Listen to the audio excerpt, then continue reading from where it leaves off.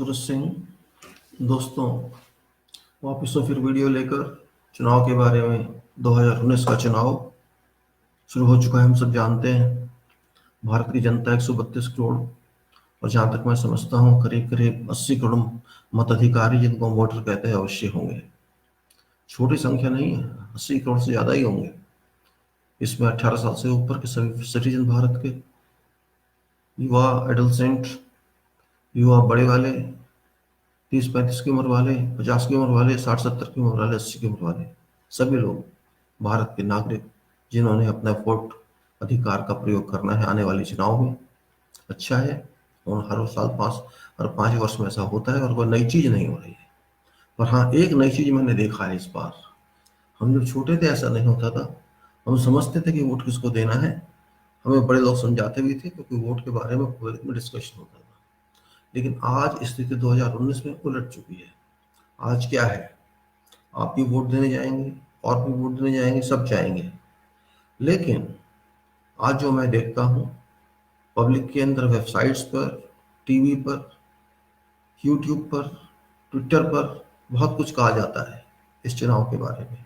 चुनाव है, सच बात है, लोकसभा का चुनाव है, ये भी सच बात है, देश का चुनाव है, ये भी सच बात है। छोटा चुनाव नहीं है, विश्व का सबसे बड़ा चुनाव है। भारत विश्व का सबसे बड़ा डेमोक्रेटिक लोकतांत्रिक देश है और यहाँ का चुनाव भी लोकतांत्रिक दुनिया में नंबर 1 है हमारा देश। हमें इस बात का गर्व होना चाहिए, क्यों ना हो। संविधान है हमारा, ये संविधान ने हमको अधिकार दिया है कि हम अपने आदमी मोशन के लोकसभा में भेजें। लोकसभा जो सबसे बड़ी संस्थान है भारत की, इससे बड़ी कोई संस्थान नहीं है। अगर आप लोकतंत्र के एंगल से देखें, लोकतंत्र को मद्देनजर रखते हुए देखें कि हमारा देश का संविधान कहता है कि भारत की लोकसभा विश्व की सबसे पावरफुल लोकसभा है। हाउस ऑफ कॉमन्स जैसे ब्रिटेन में होता था, हम यहाँ पर हाउस ऑफ पीपल कहते हैं, लोगों का लोकसभा, लोगों की सभा। लेकिन इसमें जो सदस्य चुने जाते हैं वो हम चुन के भेजते हैं। आज क्या हो रहा है, आज एक आम आम करीब करीब आप कह सकते हैं यूथ, आम युवा, आम नागरिक ये नहीं समझ पा रहा है कि वो वोट किस लिए देने जा रहा है। टीवी वालों से बात कर लीजिए, चैनल वालों से बात कर लीजिए, यूट्यूब वालों से बात कर लीजिए, मैं सबके देख रहा हूँ वीडियो। जाते हैं पब्लिक के अंदर, पूछते हैं ये किसकी हवा है, किसका माहौल है, किसको चुनोगे, मोदी को चुनोगे, राहुल को चुनोगे, महागठबंधन को। एक गठबंधन का समझ मेरे को अभी तक नहीं आया कि चुनोगे।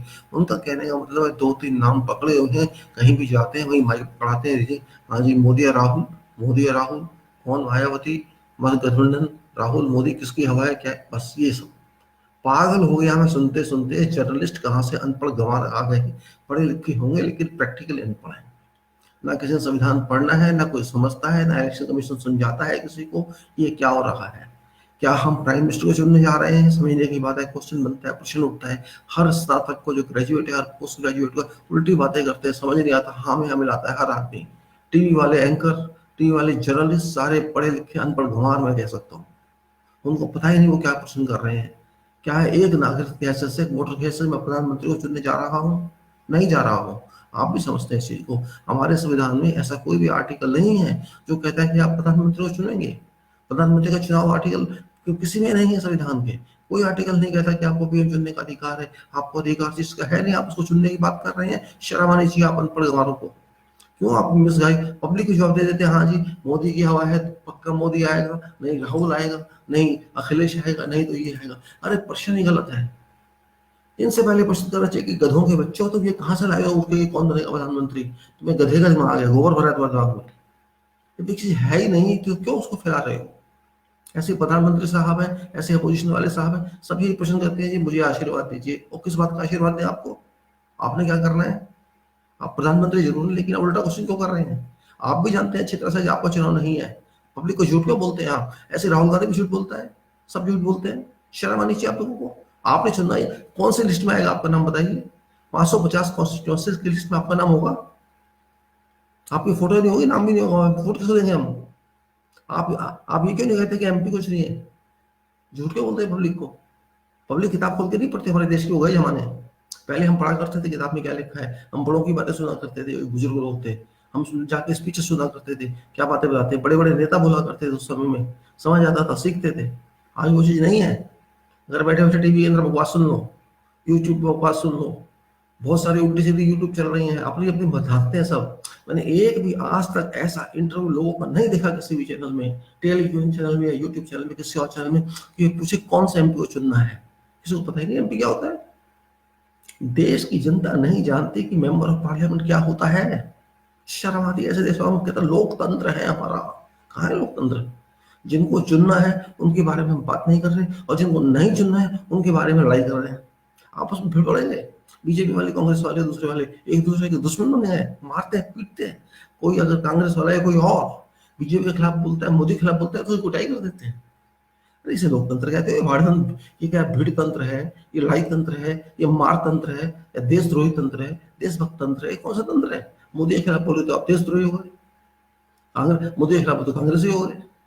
अरे मैं देश का नागरिक, पहले वो भारत मेरा देश है, बना कांग्रेस देश है ना, बीजेपी देश है ना, कोई और देश है? मेरा देश भारत, और मैं इसकी रिस्पॉन्सिबिलिटी लेता हूँ। मैंने किसी प्रधानमंत्री नहीं चुनना। प्रधानमंत्री को औकात नहीं, को चुना जाए। कहीं ना लिखा संविधान में को प्रधानमंत्री को। और प्रधानमंत्री का कोई इंस्टीट्यूशन नहीं है संविधान के अंदर। वो एक एग्जीक्यूटिव बॉडी, गवर्नमेंट का एक हिस्सा है, छोटा सा हिस्सा। एक काउंसिल बनेगी, काउंसिल ऑफ मिनिस्टर्स, उसको एग्जीक्यूटिव बॉडी कहते हैं, उसके हेड पर है वो, अलग से कुछ नहीं है प्रधानमंत्री। प्रधानमंत्री का इलेक्शन नहीं होता है, प्रधानमंत्री की अपॉइंटमेंट नियुक्ति होती है राष्ट्रपति द्वारा। इतनी बात हम समझ नहीं आती है। प्रधानमंत्री एग्जीक्यूटिव बॉडी का मेंबर है, हेड है। He is sitting at head of council, वो वहां बैठा है बस। हमें अधिकार नहीं है प्रेम चुनने का, प्रेम चुनने का है ही नहीं। हमें जिसको चुनना है हम उसके बारे में जानना भी नहीं चाहते, बात भी नहीं करते, फिर किसको चुनेंगे?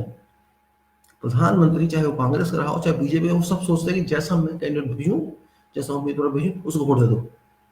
क्यों दे दे भाई? चुना तूने उम्मीदवार को, पैसे तेरी पार्टी ने खाए, तू उसको फ्लोट कर रहे है, तू बताता भी नहीं उसके बारे में कुछ। एक फोटो लगा देगा, पोस्टर लगा देगा, उसका पोस्टर फोटो नीचे होगा एमपी के जो उम्मीदवार है, और तुम्हारा फोटो ऊपर होगा। उसमें इंदिरा गांधी का फोटो लगा देगा कोई, कोई उसके अंदर राजीव गांधी का लगा देगा, कोई मोदी का लगा देगा, कोई अटल बिहारी का लगा देगा। ये इलेक्शन है बेवकूफ बनाना पब्लिक को।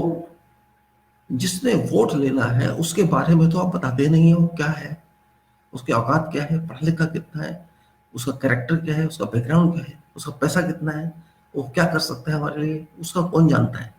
वो पब्लिक में आता नहीं है। पब्लिक पूछे तो क्या, किससे पूछे? जीतने के बाद भी नहीं आता, 5 साल शक्ल नहीं दिखाता।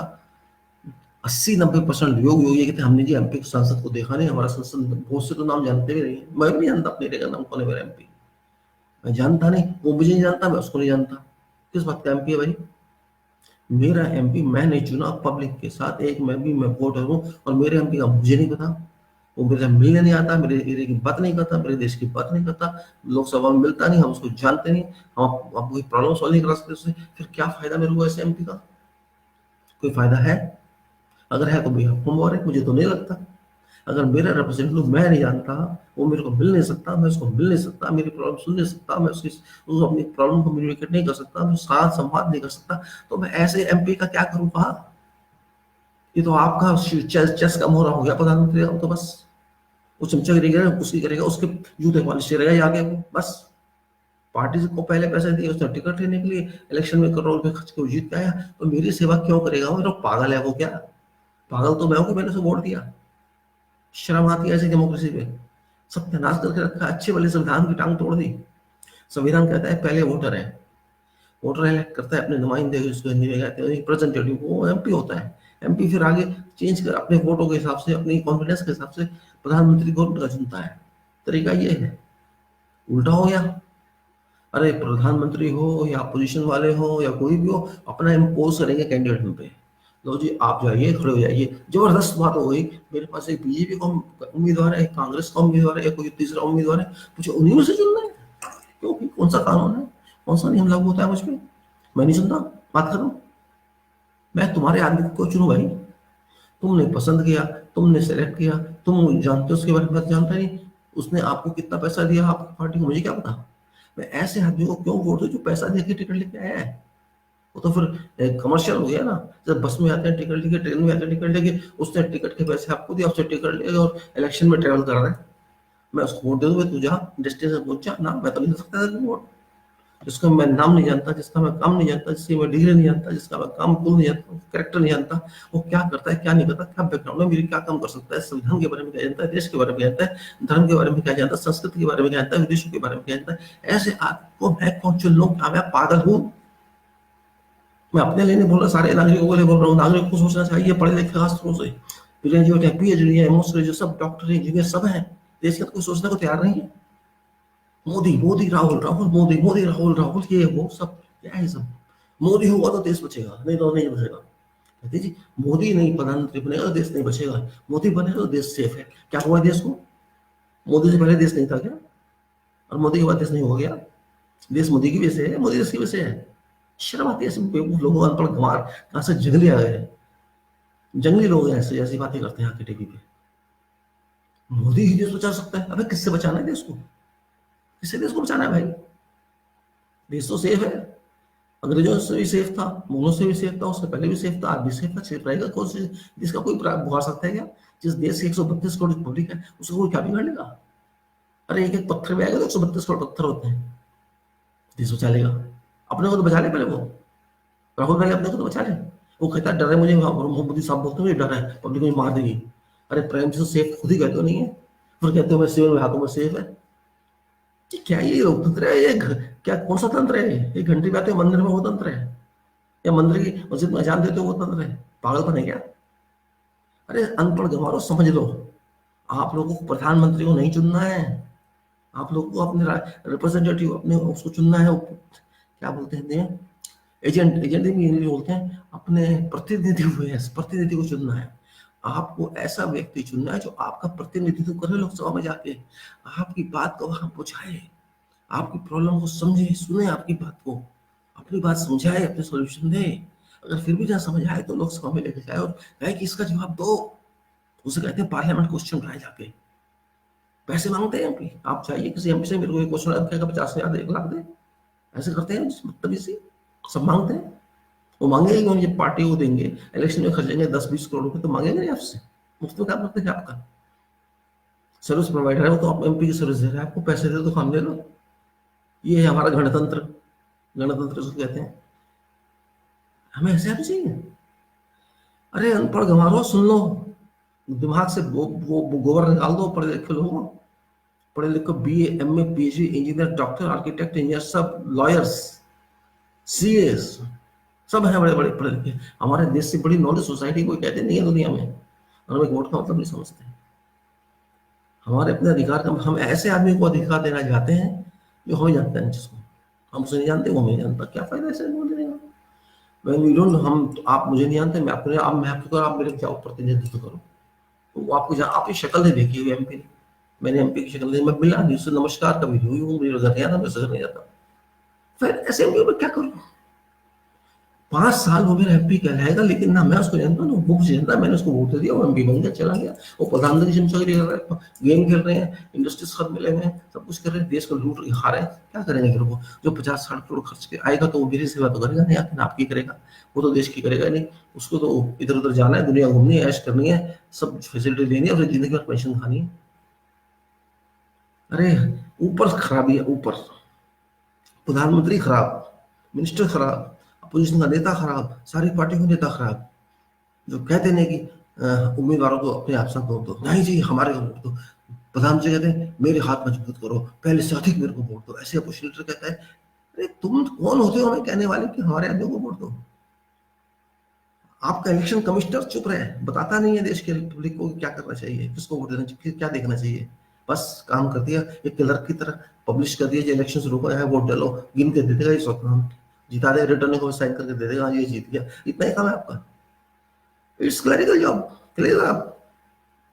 अरे सोचो देशवासियों, सोचो, बार बार ऐसे अच्छे मौके नहीं मिलते। आप पढ़े लिखी सोसाइटी है, 50-60 करोड़ पढ़े लिखे लोग हैं, अगर हम इतना नहीं समझते तो हम क्या काम करेंगे? क्या संभालेंगे देश को?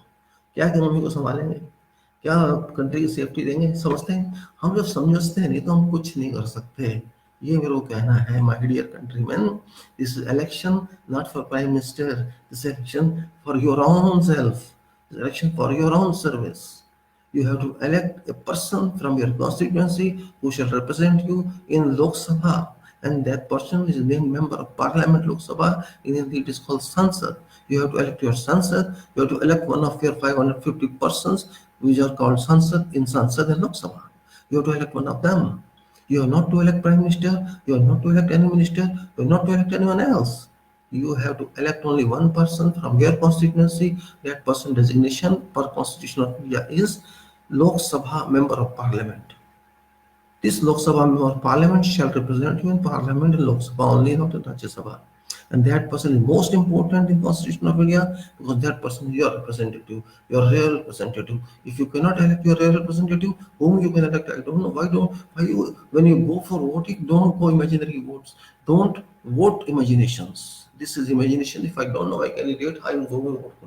Select your candidate, make a choice, make an option, ask for curriculum vitae from every person who's coming to ask for vote, if it from party or if it non-party. Ask him, give your curriculum vitae, your CV, I want to see what you are. Go through that CV. If no one provides any CV, let him go to street and tell him, I will not vote you. I want to see you what you are. Why should I give you? Question is, why should I vote to BJP? Why should I vote to Congress? Why should I vote to someone else? Why should I vote to even independent when I don't know person? If I know my person, I have to check what the person is, and based on that, I can vote. Otherwise, I will vote none. I can use my power to power which has been given to me by Nota. None of the above. Yes, I will vote for none of the above. When I don't know anybody, this all are rejected. I will reject all. If I don't know, why should I vote? But I will not let my vote go waste. I will check it. Nota. Nota is best answer for such people. And people, if you do Nota, these political parties will understand life. They will understand meaning of vote. My vote is not 5 rupees kilo. It is not kulcha, chola, chai, coffee, anything. No, it's not cycle. It's not blanket. It is not, you can say, laptop. It is not computer. It is not all these things. No, it is not Kisan Karz. It is not this and that. My vote is my vote. It's my power, constitutional power that has been given to me by our constitution for making my country brighter, developing a progressive society. In what? How, I don't use my right. Why should why should I worry? I will not anyone. No, I will not worry. My vote is my future. My vote is my degree. Even though I use once in 5 years, but it's powerful because I am going to appoint member of parliament who is my representative, who has to report to me. I am paying salary to him from the Salary Fund of Bharat, and that is from my tax, from all people tax. He cannot waste this money. I have right to take work from him. He has his duty to work in Lok Sabha. He has to duty to work in my constituency. He has a duty to work in my nation. He has to duty to work in my state. He has to see work. He has to check work. He has to supervise work. He has to surveillance work. He has to work if he's my representative. If he's not my representative, exit door is open. He can go. I want to see him work. If MP works, PM will work. I don't want speeches by anyone. I want my MP to stand in Lok Sabha and speak. Stand in Lok Sabha and participate in every act, any bill, budget bill, all bill. He has to raise questions from my constituency. It's his duty. If it doesn't come to my constituency once a year or twice a year, I will not ask him to remain continuously. He has to resign then. It's not a joke. He is getting a lot of money, he is getting a lot of salary, he is getting a lot of facility, and forever he will get. Is it free? My hard work is free. My money is free. He's just going to shoot policies of industrialists and those who pay money, donate money to party funds. No, I don't want such MP. I don't need such MP. Why? Why should I need such MP? I don't care for what Prime Minister says, what the opposition leader says, and what all others says. Let them go, but let them bark with them like that. If they're misleading country, if they're misleading citizens of India, they're not capable people. If a Prime Minister says, no, vote to me to make my power, oh, he's wrong. Prime Minister is wrong. He's talking against Constitution. He's misleading public. Same thing applies to all other leaders. They have no right to mislead us. Constitution is there. We have to understand, we have to read that. I don't believe what PM says. I don't believe what opposition leader says. Because they are lying. All are lying. They only want their candidate to win. No, I don't care if BJP doesn't get majority. I don't care if Congress is there. No, let them not have majority. Cut even so, it's no problem. You have to check MP only. What sort of MP was sending? Forget BJP, forget Congress, forget everything. Check your own. If you do not do this, you are doing disservice to Bharat. You are anti-national in that case because you are not applying Constitution of India. You are applying what PM says, what opposition leaders, all of these robbers say. These are all robbers. They loot country, irrespective of the party. You are allowing loot. You are responsible. If politicians are looting country, it is because of citizens of this country like me. I am criminal. I am allowing them loot my country. I am poor. I can openly say I am fool if I vote to BJP or Congress without thinking what Congress, what MP is, what candidate is. It's my fault, not their fault. I am at mistake. Even though I am educated, I can't think, I can't analyze, I can't conceive. It's my fault. Same thing applies to you, all citizens of this country. You don't think. Your brain has been washed like faith. You cannot think beyond that. You think, oh, who is Modi will save my country? Oh, what is bloody thought? Please vote for you. Vote for your family. Vote for your state. Vote for your nation. And vote for your future service. Vote your future. Don't vote political party. If political party floats bad candidate, check every candidate and then decide for Nota. Thank you very much, my friends. Think again and again before voting. This is last time. Otherwise, you lose your future. Thank you very much. Jai Bharat. Dhanyavad.